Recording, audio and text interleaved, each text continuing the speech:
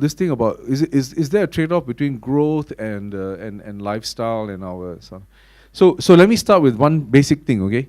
Work-life balance is a very popular thing right now, right? Everybody talks about we need work-life balance. So let me start by saying something which you may not all agree with, but you know, to have work-life balance, you need a good life, but you also need good work. You cannot have work-life balance where there's no work, or there's very little work, or there's work that you don't like doing, right? So if I say to you, well, you know, you got a crummy job, but you got a great lifestyle, so what's wrong with you? I don't think you'll be very appreciative of that.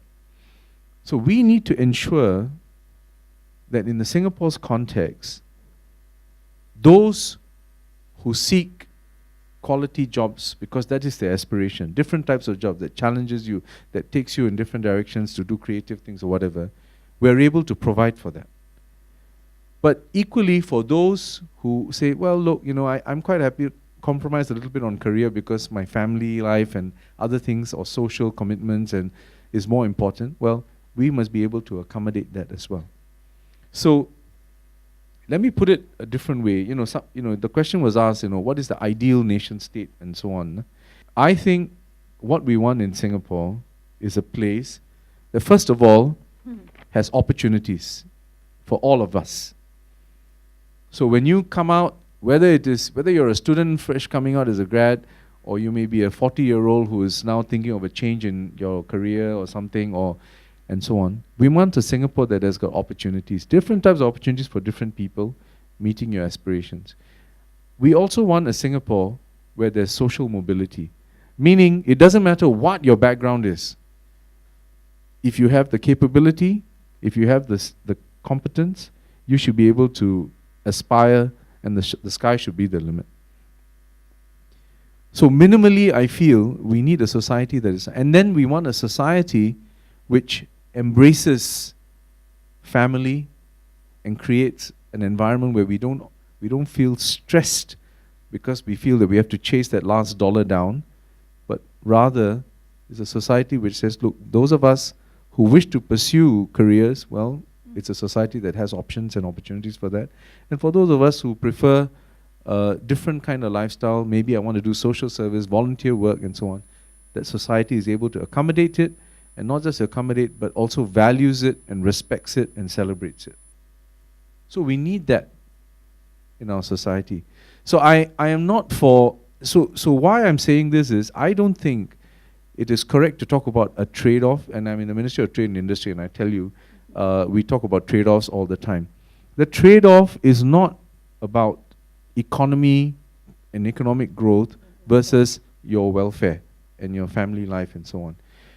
Because that is actually a personal choice all of us have to make.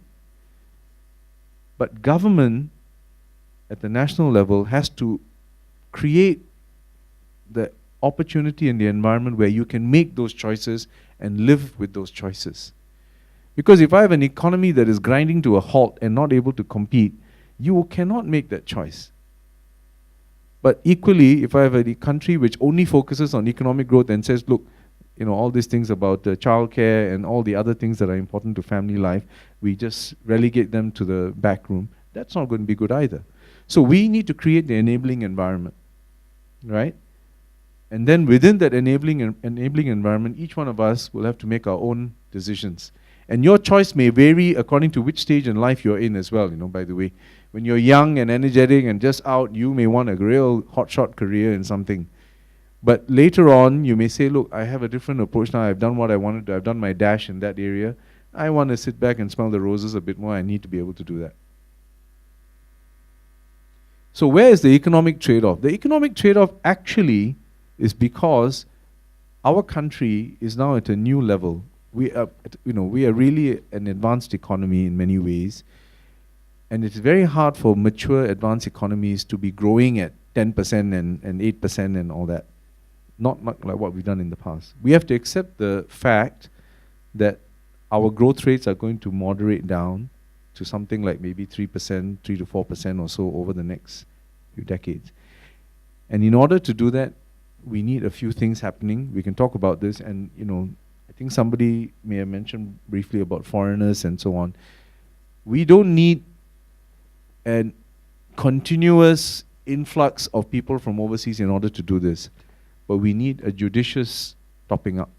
Because if you don't have that, and you rely only on our domestic population and its rate of growth, we will find that it makes it even harder. That's just from a population point of view. Once I bring in the talent angle, every time EDB brings in a company in a new business area, you know, like George Lucas, when he brought in his Lucas films and all those guys doing those fancy graphics and all that for the different things.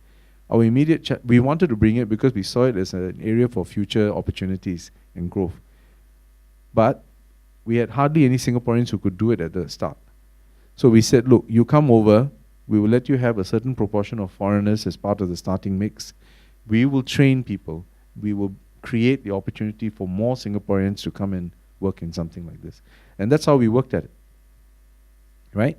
So I think the trade-off is a personal trade-off, it's a personal choice. At the government level, we are very committed to creating the kind of country, a kind of society where we have opportunities, social mobility, and then a good education system that allows you to then go out and decide what you want to do. The world's your oyster, go ahead and find your place in it. And you define it for yourself, right? I think that's the approach to take on this, I mean, from my perspective.